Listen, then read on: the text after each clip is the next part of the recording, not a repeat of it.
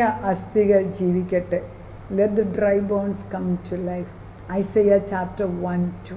കുഞ്ഞുങ്ങളെ അനുഗ്രഹിക്കാനുള്ള വചനങ്ങൾ അയപ്പിച്ചു. കുഞ്ഞുങ്ങളെ സബ്മിസീവായിട്ട് ജീവിക്കാൻ പഠിപ്പിക്കണമെന്ന് അത് പറയുമ്പോൾ ദൈവാത്മാവ് നിർബന്ധമായിട്ടും ചില കാര്യങ്ങൾ ശരിയാണ്. നിങ്ങൾ അനുഗ്രഹിക്കുന്നെന്ന് പറയുന്നു, പക്ഷെ നിങ്ങളുടെ മക്കളിലും നിങ്ങളിലുമുള്ള കീടം എടുത്തു കളഞ്ഞിട്ടാണോ നിങ്ങൾ എൻ്റെ അടുക്കൽ വരുന്നത്?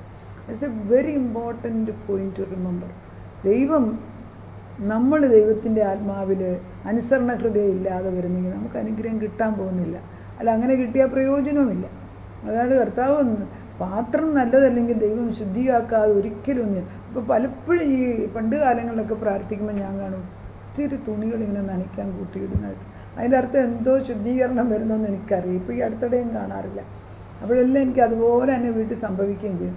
ഇപ്പോഴും പ്രാർത്ഥനയാണ് നമുക്ക് വേണ്ടി. നമ്മുടെ അടുത്ത തലമുറകൾ ക്രിസ്തുവിലേക്ക് കടന്നു വരാനുള്ള ആ ഒരു വിഷമത്തിൽ നമ്മളിരിക്കുമ്പോൾ അവർക്ക് വേണ്ടി പ്രവചനം അയച്ച് അവരെ അനുഗ്രഹിച്ചു കൊണ്ടിരിക്കും. പക്ഷേ അനുഗ്രഹിക്കുമ്പോൾ ഒരു ചോദ്യം ഇങ്ങോട്ട് ദൈവം ചോദിക്കുന്നതാണ്. യെശയ്യാ 1:2. ആകാശമേ കേൾക്കുക, ഭൂമിയെ ചെവി ചായ്ക്കുക, ചെവി തരിക. യഹോവ അരുളി ചെയ്യുന്നു, ഞാൻ മക്കളെ പോറ്റി വളർത്തി, അവരോ എന്നോട് മത്സരിക്കുന്നു. അനുസരണം വളരെ നിർബന്ധമാണ്. അനുസരിക്കാത്ത ജനതയെ ദൈവത്തിന് സഹായിക്കാനൊക്കത്തില്ല. മുൻ തലമുറകളുടെ ശാപം ചിലപ്പം കാണും. കർത്താവ് പറയുന്നത് അതൊന്നും കഴുകി വെച്ചിട്ടില്ല. നമ്മൾ തലമുറയെ അനുഗ്രഹിക്കുമെന്ന് പറഞ്ഞ് നമ്മൾ അനുഗ്രഹം അയച്ചുകൊണ്ടിരിക്കുക, പക്ഷെ കുഞ്ഞുങ്ങളിലോട്ട് കയറുന്നില്ല. കാരണം അതുപോലെ ശാപം നിൽക്കുക. അതിനുള്ള വാക്യമാണ് കർത്താവ് പറയുന്നത്. നിങ്ങളെക്കുറിച്ച് എന്താ ദൈവം പറയുന്നത്? കർത്താവ് പറയുന്നത്, നിങ്ങൾ അധികം പിന്മാറിയ തല മുഴുവനും ദീനവും ഹൃദയം മുഴുവനും രോഗവും പിടിച്ചിരിക്കുന്നു. യെശയ്യാ 1:5 ഞാനിപ്പം വായിക്കുന്നത്. 6. അടിതൊട്ട് മുടിവരെ ഒരു സുഖവുമില്ല, മുറിവും ചതവും പഴുത്ത വ്രണവും മാത്രമേ ഉള്ളൂ. അവയെ ഞെക്കി കഴുകിയിട്ടില്ല, വെച്ച് കെട്ടിയിട്ടില്ല, എണ്ണ പുരട്ടി ശമിപ്പിച്ചിട്ടില്ല. നിങ്ങളുടെ ദേശം ശൂന്യമായി, നിങ്ങളുടെ പട്ടണങ്ങൾ തീക്കിരയായി. അതെങ്ങനെ വന്ന് സിയോൻ പുത്രിയെക്കുറിച്ച് പറയുന്നത്? മുന്തിരിത്തോട്ടത്തിലെ കുടിൽ പോലെയും വെള്ളരിത്തോട്ടത്തിലെ മാടം പോലെയും നിരോധിച്ച പട്ടണം പോലെ. അതായത് മുന്തിരി എടുത്തു കഴിഞ്ഞിട്ട് വെറുതെ മാടം അവിടെ നിൽപ്പുണ്ട്. വെള്ളരി മുഴുവൻ പറിച്ചു കഴിഞ്ഞിട്ട് വെറും മാടം നിൽപ്പുണ്ട്. അതിനൊരു ഗുണം. അതുപോലെ ആണോ നമ്മുടെ ഈ അയക്കുന്നതൊന്നും കുഞ്ഞുങ്ങളിലോട്ട് കയറുന്നില്ല. എന്നാ പ്രശ്നമാണേലും കർത്താവെ നീ അത് വെളിപ്പെടുത്തി തന്നിട്ട് അതെടുത്തു മാറ്റി, നീ ആ രോഗത്തെ എടുത്തു മാറ്റി, തലമുറയ്ക്ക് മുൻപ് വന്ന് ശാപനെ അഴിച്ചു മാറ്റി തലമുറകളെ അനുഗ്രഹിക്കുന്ന പുതിയ ജീവജലം ഒഴുക്കിയേ പറ്റൂ എന്ന് നിർബന്ധമാക്കി പറയണം. അത് നമ്മുടെ നിർബന്ധ ബുദ്ധിക്ക് ലഭിക്കത്തുള്ളേ. ശ്രദ്ധിച്ച് നമ്മളത് ചെയ്യേണ്ട ഒരു കാര്യമാണ്. നമ്മൾ ഏതായാലും നനഞ്ഞു എന്നാൽ കുളിച്ചിട്ട് ഇറങ്ങത്തുള്ളൂ. അങ്ങനെ തന്നെ പറയാനുള്ള ഒരു ശക്തി നമുക്ക് വേണം. ദൈവത്തിന് നമ്മുടെ പ്രവൃത്തികൾ അല്ലെങ്കിൽ നമ്മുടെ മുൻ തലമുറകളുടെ പ്രവൃത്തികൾ ഇഷ്ടമില്ലാത്ത ചിലത് കാണും. അതൊക്കെ നമ്മളെ ഇടിവിൽ നിന്ന് പ്രാർത്ഥിക്കുക. കർത്താവ് പറയും, നന്മ ചെയ്യാൻ പഠിപ്പീൻ, ന്യായം അന്വേഷിപ്പീൻ, പീഡിപ്പിക്കുന്നതിനെ നേർവഴിക്കാക്കുവീൻ, അനാഥന് ന്യായം നടത്തി കൊടുക്കുക, വിധവയ്ക്ക് വേണ്ടി വ്യവഹാരം ചെയ്യേ. ഇതെല്ലാം നമ്മൾ ചെയ്യുന്നതെന്ന് ചോദിച്ചാൽ നമ്മുടെ തലമുറകൾ ചെയ്തിട്ടുണ്ടോയെന്ന് ആർക്കറിയാം? നമുക്ക് കരഞ്ഞ് പ്രാർത്ഥിക്കാം. വരുവീൻ, നമുക്ക് തമ്മിൽ വാദിക്കാമെന്ന് യഹോവ അരുളി ചെയ്യുന്നു. നിങ്ങളുടെ പാപങ്ങൾ കടും ചുവപ്പായിരുന്നാലും ഹിമം പോലെ വെളുക്കും, രക്താംബരം പോലെ ചുവപ്പായിരുന്നാലും പഞ്ഞി പോലെയാക്കും. നിങ്ങൾ മനസ്സ് വെച്ച് കേട്ടനുസരിക്കുന്നെങ്കിൽ ദേശത്തിൻ്റെ നന്മ അനുഭവിക്കും. അല്ല മത്സരിക്കുന്നെങ്കിലോ നിങ്ങൾ വാളിനെറിയ. യഹോവയുടെ വായ അരുളി. ഇവിടെ നിർത്താം. കാരണം ദൈവാത്മാവ് പറയുന്നത് എന്താണെന്ന്, എവിടെയെങ്കിലും ബലഹീന ക്യാരക്ടർ നമ്മുടെ തലമുറയിലുണ്ടെങ്കിൽ, നമ്മളിലുണ്ടെങ്കിൽ, ഒളിഞ്ഞു കിടക്കുന്ന പാപ സ്വഭാവം അത് പുറത്തു കൊണ്ടുവന്ന് കാണിച്ചു കൊടുക്കണം. അതിന് ടിപ്പിക്കൽ എക്സാമ്പിൾ അടുത്തിടയിലുണ്ട ഒരു അനുഭവമാണ്. നമ്മൾ ഒരാളോട് എങ്ങനെയുണ്ട് കുടുംബജീവിതം? ഒരു കുഴപ്പമില്ല. എങ്ങനെയുണ്ട് മക്കൾ? അവരെല്ലാം പെർഫെക്റ്റ് ഓൾ റൈറ്റ്. അപ്പോഴേ എനിക്ക് തോന്നി, എന്താ ഇത്ര ധൃതി പിടിച്ച്? ചിലരോട് എന്ത് വിഷയം? ഒരു കുഴപ്പമില്ല. അത് ചോദിക്കുന്നതാണ് അർത്ഥം. ഇനി ഒന്നും ചോദിച്ചാൽ കുഴപ്പമാണ്. കാരണം അകം മുഴുവനും ദ്രവിച്ചിരിക്കുക. മറ്റുള്ളവരുടെ മുമ്പിൽ നമ്മൾ വേറൊരു പിക്ചർ കാണിക്കുക. ദൈവത്തിൻ്റെ മുമ്പിൽ പറയത്തുമില്ല, മനുഷ്യൻ്റെ മുമ്പിൽ ഒളിച്ചു നടക്കുക. That is not right. ദൈവം പറയുന്നത്, എനിക്കറിയാൻ വയ്യാത്തൊന്നും ഇല്ലല്ലോ. നീ ആ വിഷയം എൻ്റെ മുമ്പിൽ കൊണ്ടുവെക്ക്. ആ വിഷയം എൻ്റെ മുൻപിൽ കൊണ്ടുവന്ന് ഞാനത് ചെക്ക് ചെയ്യട്ടെ. അതായത് അതിന് പറ്റിയ നല്ല ഡോക്ടറിൻ്റെ അടുത്ത് കാണിക്കുക. ഞാനതിൻ്റെ മുറിവ് നോക്കും, അതിലെന്ത് വ്രണമാണുള്ളതെന്ന് ഞാൻ മനസ്സിലാക്കണം.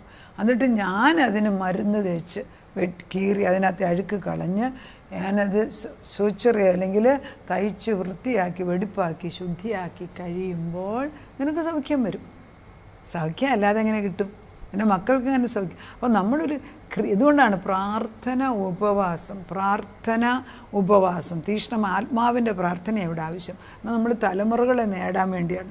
ദൈവവുമായിട്ടൊരു ഉടമ്പടി എടുക്കണം. അന്നേരം ദൈവം പറയുകയാണ്, നിൻ്റെ പാപങ്ങൾ കടും ചുവപ്പാണെങ്കിൽ ഞാനത് ഹിമം പോലെ ആക്കാം, രക്താംബരം. അപ്പം ഒരു പ്രതിവിധി തന്നിട്ടാണ് കർത്താവ് അത് ചെയ്യുന്നത്. ആണോ? നമ്മളോട് കർത്താവ് പറയും, നീ അത് ചെയ്തെടുക്കുന്നുണ്ടോ? നിനക്കത് വാങ്ങിക്കാൻ ഒരു മനസ്സാക്ഷി, ജീവൻ്റെ ആത്മാവ് പറയുന്നത്, ഒരാളൊരു ഭവനത്തിൽ നിന്നാൽ എനിക്ക് ആ കുടുംബത്തെ രക്ഷിക്കാൻ ഒരാൾ മതി, വേറെ ആരും വേണ്ട. അപ്പം നമ്മൾ ജീവനുള്ള ദൈവത്തിൻ്റെ ആത്മാവിൽ നിന്നിട്ട് പ്രാർത്ഥിക്കാൻ പഠിക്കണം. നമുക്ക് ഹൃദയങ്ങളിൽ വെറുപ്പുണ്ടാകരുത്. നമ്മുടെ തലമുറകളെ അനുഗ്രഹിക്കുമ്പം നമ്മളിലും മാറ്റം വരണം. ഞാൻ നന്മ ചെയ്യാം, ഈ ഒരു പ്രവൃത്തി ഞാൻ ചെയ്തെടുത്തോളാം, അങ്ങനെ പറഞ്ഞ് നമ്മൾ മാറ്റിയില്ല എങ്കിൽ തലമുറയ്ക്ക് ശാശ്വതമായ അനുഗ്രഹം ഉണ്ടാകത്തില്ല. ഒരു വൃക്ഷത്തിൻ്റെ ഫലമെന്ന് പറയുമ്പം ഈ ഫലങ്ങൾ തനിയെ ഉണ്ടാകത്തില്ല. അത് വൃക്ഷത്തോട് ചേർന്ന് നിൽക്കുമ്പം നല്ല പുഷ്ടിയുള്ള വൃക്ഷമാണെങ്കിൽ, ഇപ്പം മാങ്ങയുടെ സീസണാണ്, മാവ് പൂക്കുമ്പോഴേ അറിയാം മാങ്ങ എത്ര ഉണ്ടാകുമെന്ന്. അതിൻ്റെ ഒരു 100-1 ചിലപ്പോൾ ഉണ്ടാകത്തുള്ളൂ. എങ്കിലും ആ മാവിൻ്റെ തളിർച്ച നിൽക്കുന്ന കാണുമ്പോൾ അറിയാം ഈ പ്രാവശ്യത്തെ മാങ്ങ നല്ലതായിരിക്കുമെന്ന്. അങ്ങനെ ആകുന്നത് നമ്മളാകുന്ന മാവേൽ നിറച്ച് ഫലങ്ങൾ കായി തൂങ്ങിക്കിടക്കണമെങ്കിൽ നമ്മളെ തന്നെ ആദ്യം ശുദ്ധീകരിക്കണം. നമ്മൾ സമയമെടുക്കണം. ദൈവസന്നിധിയിൽ കടന്നു ചെന്നിട്ട് വാശി പിടിച്ച് പ്രാർത്ഥിച്ച് നേടണം. അങ്ങനെ ചെയ്യുമ്പോൾ ഞാൻ എന്ത് ചെയ്യുമെന്ന് ഉത്തരവും തന്നിട്ടുണ്ട്. ദൈവത്തിന് ഉത്തരവില്ലാത്ത ഒരു പ്രശ്നമില്ലെന്നേ. കർത്താവ് എന്തുവാ പറയുന്നത്? അതുകൊണ്ട് ഇസ്രായേലിൻ്റെ വല്ലഭനായി സൈന്യങ്ങളുടെ യഹോവയെ കർത്താവ് അരുളി ചെയ്യുന്നു. ഇപ്പോഴും യെശയ്യാ 1-ാം അധ്യായത്തിൽ തന്നെയാണ് 24 വായിച്ച്, ഞാൻ എൻ്റെ വൈരികളോട് പക വീട്ടി എൻ്റെ ശത്രുക്കളോട് പ്രതികാരം നടത്തും. അപ്പോൾ എഴുന്നേറ്റ് ദൈവം, നമുക്കൊരു ശത്രുവുണ്ട്. എൻ്റെ ശത്രു ദൈവത്തിൻ്റെ ശത്രുവാണെന്നേ. ഞാൻ എൻ്റെ കൈ നീട്ടി നിൻ്റെ നേരെ തിരിച്ചിട്ട് നിൻ്റെ കീടം തീരെ ഉരുക്കിക്കളയും, നിൻ്റെ വെള്ളിയമൊക്കെയും നീക്കിക്കളയും ചെയ്യും. ഞാൻ നിൻ്റെ ന്യായാധിപന്മാരെ ആദിയെങ്കിലെന്ന പോലെയും നിൻ്റെ ആലോചനക്കാരെ ആരംഭത്തിലെന്ന പോലെ ആക്കും. അതിനുശേഷം നീ നീതിപുരമെന്നും വിശ്വസ്ത നഗരമെന്നും വിളിക്കപ്പെടും. അതാണ് എന്നിലുള്ള കീടങ്ങൾ എടുത്തു കളയുമ്പോൾ എന്നെ നീതിപുരമെന്നും വിശ്വസ്ത നഗരമെന്നും വിളിക്കുമെന്ന് അവൻ പറയുന്നു. നമ്മൾ ആ ലെവലിലായോ? ആണോ? കർത്താവിന് നിർബന്ധമുണ്ട്. ദൈവം തൻ്റെ തോട്ടത്തിൽ നമ്മളെ നട്ടിരിക്കുന്നത് ഫലപ്രദമായിട്ട് അത് ഫലമുണ്ടാക്കി ജീവിക്കാനാണ്. എന്തിനായി ബലഹീനത വിളിച്ചു പറയുന്നത്? പിതാവാം ദൈവം നമ്മുടെ ബലഹീനത കാണിക്കുന്നതിൻ്റെ ഉദ്ദേശം പുത്രൻ്റെ രക്തം കൊണ്ടത് കഴുകിയെടുത്തിട്ട് നമ്മൾ ദൈവത്തിൻ്റെ നാമത്തിൽ നമ്മുടെ തലമുറകളിൽ ജീവൻ അയക്കാൻ.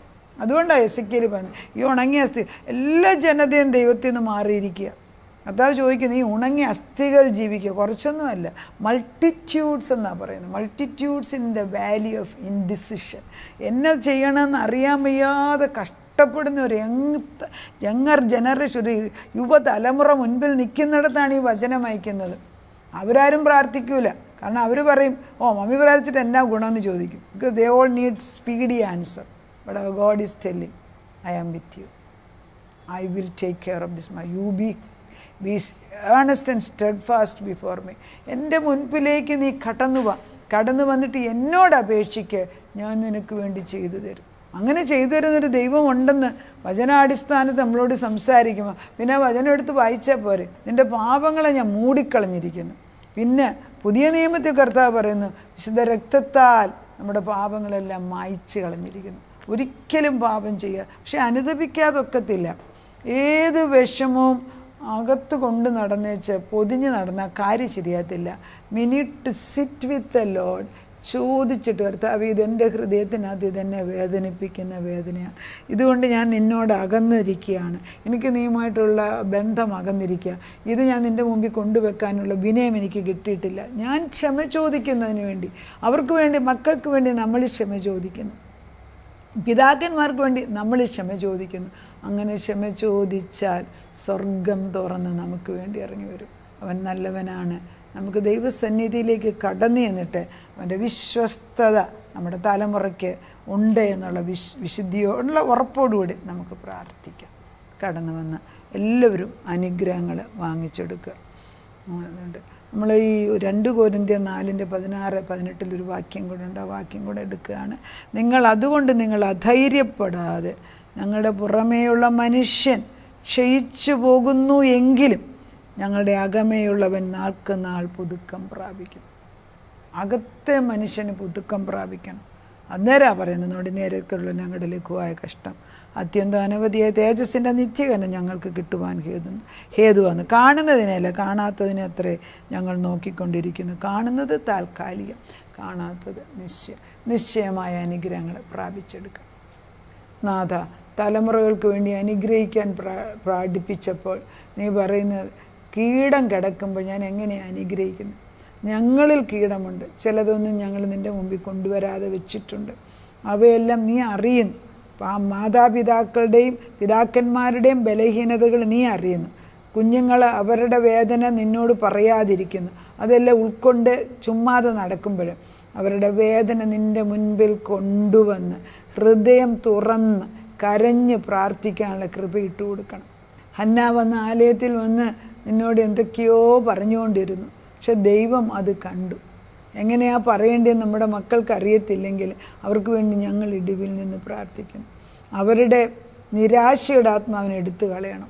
കല്ലുപോലുള്ള ഹൃദയം മാറ്റി മാംസമുള്ള ഹൃദയമാക്കണം. ഒരു നല്ല വൈദ്യനോട് സംസാരിക്കുന്നത് പോലെ, ഒരു നല്ല കൂട്ടുകാരനോട് സംസാരിക്കുന്ന പോലെ അവരുടെ വേദനകൾ പകർന്നു കഴിയുമ്പം ക്രിസ്തുവിൻ്റെ രക്തം കൊണ്ട് അവരെ കഴുകണമേ. അവർക്കറിയാൻ വയ്യാത്തത് കൊണ്ട് ഞങ്ങൾ അവർക്ക് വേണ്ടി പ്രാർത്ഥിക്കുക. നാഥൻ, ഒരാൾ വേറൊരാൾക്ക് വേണ്ടി പ്രാർത്ഥിച്ചാൽ, ഇടിവിൽ നിന്നാൽ നീ കേൾക്കുമല്ലോ.